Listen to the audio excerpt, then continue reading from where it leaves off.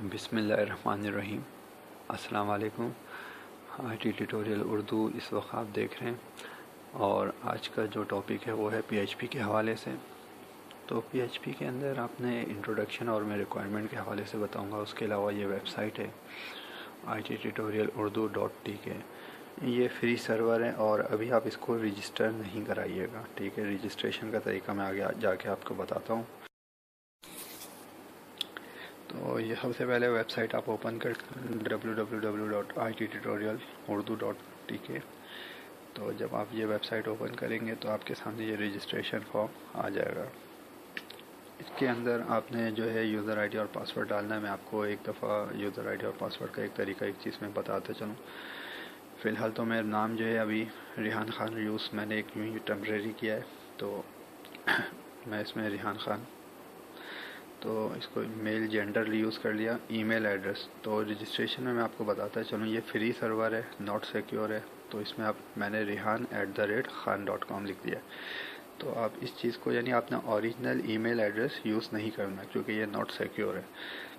इसी तरीके से आपने पासवर्ड भी अपना वो वाला नहीं रखना जो कि आप फेसबुक में रखते हैं या फिर किसी जीमेल का अकाउंट हो या ट्विटर का अकाउंट। आपने पासवर्ड सिंपल सा रखना है क्योंकि ये फ्री सर्वर होता है, इसको हैक करना बहुत आसान होता है और इसकी सिक्योरिटी लेवल इतना हाई नहीं होता।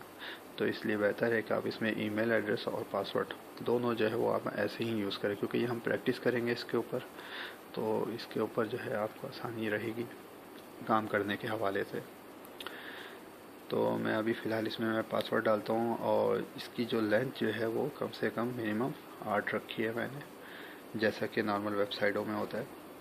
तो मैं स्टार्ट करता हूँ और पासवर्ड इसमें डालता हूँ। अच्छा, पासवर्ड ये रजिस्टर्ड हुआ अकाउंट है तो ये एरर देगा ऑलरेडी रजिस्टर्ड, ठीक है। तो रिहान ख़ान जैसे मैंने रजिस्टर्ड करवाने की कोशिश की, ये मैं करवा चुका हूँ, ठीक है। मैं दोबारा और मैं अभी इसका पासवर्ड भूल चुका हूँ, तो फिर एक ट्राई करता हूँ और इसमें इसको मैं लॉगिन करता हूँ, ठीक है। ये एरर आ गया। अच्छा, मैं अपना दूसरा अकाउंट से इसको लॉगिन करता हूँ।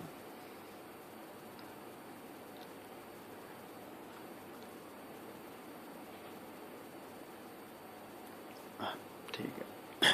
अच्छा, ये जो है अब आप देखें कि इसमें मेरे सामने मेरा पेज आ गया। तो इसमें मेरा नाम आ रहा है आपके सामने, ठीक है। जो मैंने नाम डाला था वो नाम फुल नाम में जो मैंने रखा था वही आ गया। उसी तरह से जेंडर आ गया, ईमेल आ गया, पासवर्ड अगर चाहता पासवर्ड भी आ जाता यहाँ पर, लेकिन मैंने सिर्फ कोर्स अभी फ़िलहाल यहाँ पे दिखाया कि कोर्स जो है वो मैंने ऐसे ही बना दिया। उसके अलावा यूट्यूब, फेसबुक है। तो यूट्यूब पे आप जब भी जाएंगे तो आपके सामने यूट्यूब का पेज आ जाएगा। ये सब मैंने अभी जल्दी बना दिया, इसको मैंने सही, ठीक है। ये यहाँ पे आके अटक गया है। तो ये CSS का मसला है और HTML का मसला है, तो ये मैं उसको वहीं से जाके इसको हल करूँगा तो ये फिर मसला हट जाएगा। अभी फ़िलहाल ये एक पट्टी की तरह आ गया सामने। ये असल में हमेशा नीचे रहेगा, ये ऊपर नहीं जाएगा। खैर, बाकी नीचे की वीडियो आपको नज़र आ रही होगी। PHP ट्यूटोरियल के हवाले से भी ये मैं इंशाल्लाह सून उसके ऊपर भी वीडियो यहाँ पे भी नज़र आना शुरू हो जाएगी, ठीक है। तो फेसबुक पे जाता हूँ, फेसबुक का पेज सामने आ गया, ठीक है। तो फेसबुक इसकी भी हाइट कम है। तो ये सब HTML CSS का मसला है जो कि फ्रंट एंड डिज़ाइनर या डेवलपर जो है वो कर रहा होता है काम। डेवलपर का काम जो होता है वो बहुत मुख्तसर होता है और उसका काम असल में ये होता है कि जैसे IT ट्यूटोरियल उर्दू पेज लिखा हुआ आ रहा है, तो ये सब कुछ ये जो डेवलपर जो है वो पीछे से देता है क्लाइंट को और क्लाइंट जो है वो आपको दिखा देता है। सिंपल तरीका होता है कि आप जो है वो सर्वर के पास जब जाते हैं तो PHP जो है वो मेरे नाम को जो है वो यानी वो पकड़ता है कि मेरी इन्फॉर्मेशन क्या है, वो डेटाबेस में जाता है और जाके वहाँ से लेके आता है और लाके मुझे दिखा देता है सामने कि ये फला बंदा। जैसे आप लॉगिन होंगे तो फिर आपका नाम लिखा रहा होगा, ठीक है। उसी तरीके से आप जो चीज़ सामने रखेंगे वो चीज़ आपकी सामने आ जाएगी। तो ये एक मैंने अभी मुख्तसर सा मैंने अभी बनाया और क्योंकि ये फ्री सर्वर है तो और ये नॉट सिक्योर है, तो मैं आपको बता चुका हूँ कि इसके ऊपर आपने अपना ओरिजिनल ईमेल एड्रेस और पासवर्ड नहीं डालना। मैं इसको लॉग आउट करता हूँ और लॉग आउट करने के बाद एक दफ़ा इसकी रिक्वायरमेंट बताता जाता हूँ, इसकी रिक्वायरमेंट क्या क्या है। तो वेबसाइट हम ओपन करते हैं और इसमें जाके सबसे पहले आपने नोटपैड प्लस प्लस लिखना है। तो नोटपैड प्लस प्लस जब भी आप डाउनलोड कर लें, ठीक है, आप खाली नोटपैड प्लस प्लस लिख दें तो आपके सामने ये आ जाएगा। इसमें मैं डाउनलोड पे जाऊँ या फिर नोटपैड प्लस प्लस होम पे चला जाऊँ, ठीक है, यहाँ पे भी डाउनलोड मुझे मिल जाएगा। तो अब आप देख रहे हैं इसमें जो सबसे आखिरी जो रिलीज़ है वो वर्जन आ रहा है 32 बिट। अगर आपका 64 बिट का प्रोसेसर है और आपको पता है तो आप 64 का इंस्टॉल कर लें, वरना तो आप 32 बिट आँख बंद करके इंस्टॉल कर ले, ये दोनों पे चल जाएगा, यानी 64 पे भी चलेगा और 32 पे भी काम करेगा। तो जब आप इसको डाउनलोड कर लेंगे तो उसके बाद जो है नेक्स्ट सिंपल सा सेटअप है इसका, और जब वो इंस्टॉल करेंगे तो वो इंस्टॉल होने के बाद आपके सामने ऐसे शो हो जाएगा कि न्यू वन और नोटपैड प्लस प्लस। ये क्यों हम इस्तेमाल करते हैं ये मैं आगे जाके आपको बताऊंगा इंशाल्लाह। अब इसके बाद दूसरी चीज़ के ऊपर मैं आता हूँ, दूसरा है जैम्प सर्वर या कंट्रोल पैनल, जो इस तरीके से आ रहा होगा, ठीक। इसको कैसे डाउनलोड करते हैं, हम जाते हैं इसके ऊपर जाके सीधा XAMPP, ठीक है, हम लिख के इंटर कर देंगे तो जैम्प इंस्टॉलर आ रहा है। अपाची फ्रेंड आप ज़रूर देखिएगा ये, ठीक है, ये अपाची फ्रेंड जो है ये इसकी वेबसाइट पे से जाके डाउनलोड करें तो ये इसका आपको सही वर्जन मिलेगा। इसमें 7.2 वर्जन तक रिलीज़ हो चुका है और हम जो है 5.6 को यूज़ करेंगे फ़िलहाल, क्योंकि हम फ्री सर्वर को यूज़ कर रहे होते हैं। तो PHP का जो फ्री सर्वर जो है, जब भी हम फ्री सर्वर यूज़ करते हैं या होस्टिंग यूज़ करते हैं तो उसमें हमेशा पुराने वर्जन को ऑप्शन दिया हुआ होता है। तो हम इस हिसाब से हमें 5.6 को हम डाउनलोड कर लेंगे अपने पास। जब हम इसको डाउनलोड कर लेंगे, सिंपल तरीका है, नेक्स्ट और आई एग्री, और बस इसके अलावा और कुछ भी नहीं है। लेकिन जब इंस्टॉल होने के बाद अमूमन जैम्प कंट्रोल पैनल जो है वो कुछ एरर दे जाता है, जिसकी वजह से मुझे ये वीडियो बनानी पड़ रही है। जब आप कर लेंगे तो आपके पास कंट्रोल पैनल नीचे टास्क बार में आना शुरू हो जाएगा। ये एक आइकन आपके सामने होगा, इसमें आपने ध्यान देना है कि आपका अपाची सर्वर जो है वो रन हो रहा हो, बाकी ये जो MySQL, फाइलज़ेला, मरकरी ये सब स्टॉप हो, कोई मसला नहीं है, ठीक है। अभी अपाची सर्वर रन है, बाकी सब अभी स्टॉप है। मैं एक मिनट अपाची सर्वर को भी स्टॉप कर देता हूँ। PHP चलाने के लिए हमें सिर्फ अपाची सर्वर चाहिए होता है, बाकी की ज़रूरत नहीं होती।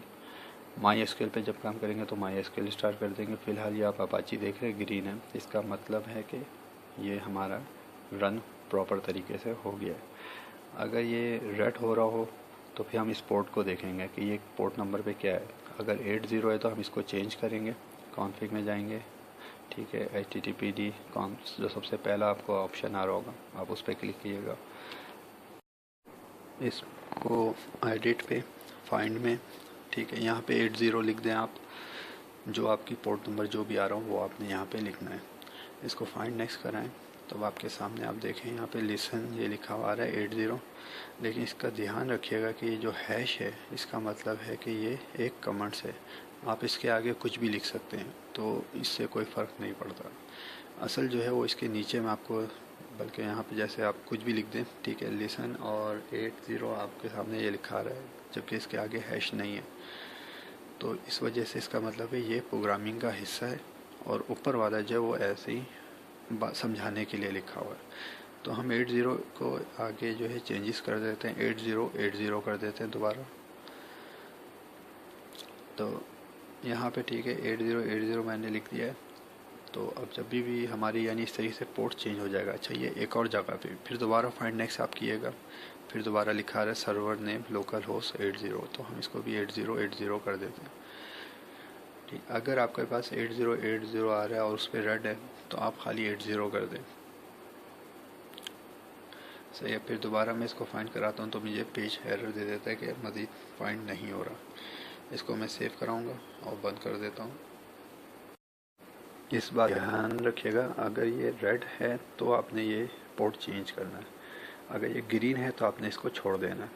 अच्छा, एक और साइड पे फिर हमें सेटिंग इसकी चेंज करनी होगी। इस कॉन्फ़िग के अलावा ऊपर में, सबसे ऊपर में, या सर्विस, जैसे यहाँ पे सर्विस में मैं आ जाता हूँ, इसके कॉन्फ़िग में मैं पहले जाता हूँ। यहाँ कॉन्फ़िग के अंदर सर्विस एंड पोर्ट सेटिंग लिखी है, तो यहाँ पे भी आपको इसमें पोर्ट लिखी नज़र आ रही होगी, ऊपर में ऑप्शन आया होगा, तो उसमें भी आपने जाके 80 कर देना है और 80 लिख के आपने इसको सेव करा देना है।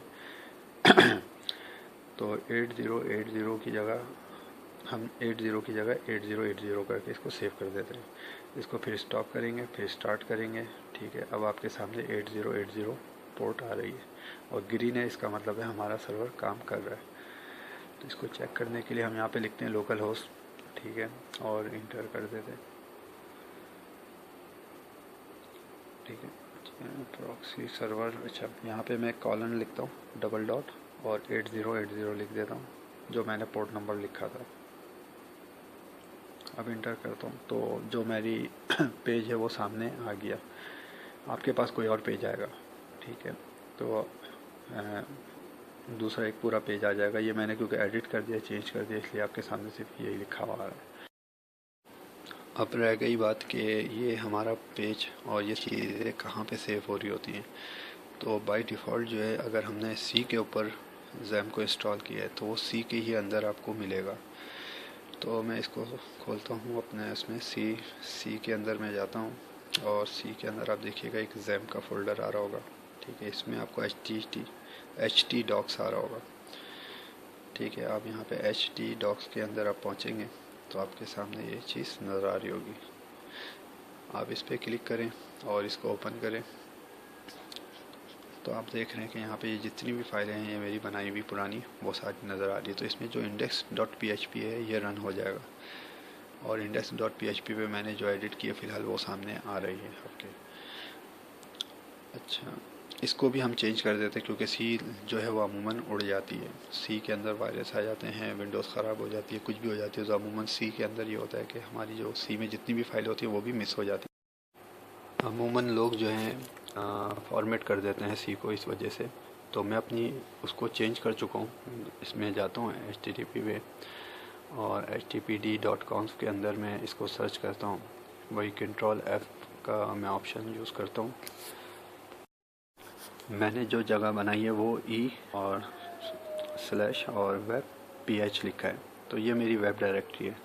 आप जो है सी कॉलन और बैकस्लैश और जैम्प लिखिएगा तो आपके सामने जैम्प का फोल्डर आ जाएगा। जैसे मेरे पास अभी ये आ रहा है, आपके पास जैम्प आ रहा होगा। तो मैंने ये इसको जगह को चेंज कर दिया, ई लिख दिया, यानी ई ड्राइव के अंदर मैं अपनी चीज़ को यूज़ कर रहा हूँ। अगर मैं डी लिख दूँ तो डी ड्राइव में कर रहा हूँ मैं से, और अगर आपके पास डी और ई नहीं है तो आप सी को जो है वो इस्तेमाल कीजिएगा। ठीक है, तो ये इस तरीके से हम खाली यहाँ पे जगह चेंज करते हैं। और अब मैं आपको अपनी ड्राइव दिखाता हूँ कि मैं ई ड्राइव के अंदर जब जाता हूँ तो यहाँ पे ई ड्राइव के अंदर वेब PH के नाम से मेरा फ़ोल्डर है और उसके अंदर जो है वो मैंने अपनी सारी फाइलें मैं रखता हूँ। तो इस भी वेब PH के अंदर आप देखें कि ये इंडेक्स फाइल जो कि आपके सामने नज़र आ रही थी, जो लोकल होस्ट 8080 लिखने पे आ रही थी। अच्छा, इसके अंदर आप फ़ोल्डर अगर बना दें, जैसे IT उर्दू के नाम से, TUT उर्दू के नाम से मैंने बनाया है, तो इसके अंदर जो भी इंडेक्स फाइल होगी मैं इसको कैसे कॉल करूँगा वो उसका तरीका मैं आपको समझा देता हूँ। कि आप दोबारा अपने ब्राउज़र में जाइएगा और वहाँ पे आपने जाके लोकल होस्ट 8080 लिखना। उसके बाद आपने स्लैश डाल के, ठीक है, ITTUT उर्दू लिख के इंटर कर देना है। तो यहाँ पे जो भी index.php होगी वो आपके सामने आ जाएगी। सही है, तो बस इसका ख्याल रखिएगा कि स्पेल आपकी सही हो। जैसे ही आप इंटर करेंगे तो जो भी उसमें इंडेक्स फाइल होगी वो सामने आपके आ जाएगी। ये ट्यूटोरियल मैंने बड़ी जल्दी बनाई है, और तो ये था कि हम पहले वो सारी चीज़ें हमारे पास मौजूद हो जिसके ज़रिए हम काम कर सकें। तो नेक्स्ट लेवल यानी नेक्स्ट क्लास के अंदर मैं आपको बताऊंगा PHP पे कैसे काम करते हैं हम लोग और कैसे स्टार्ट करते हैं।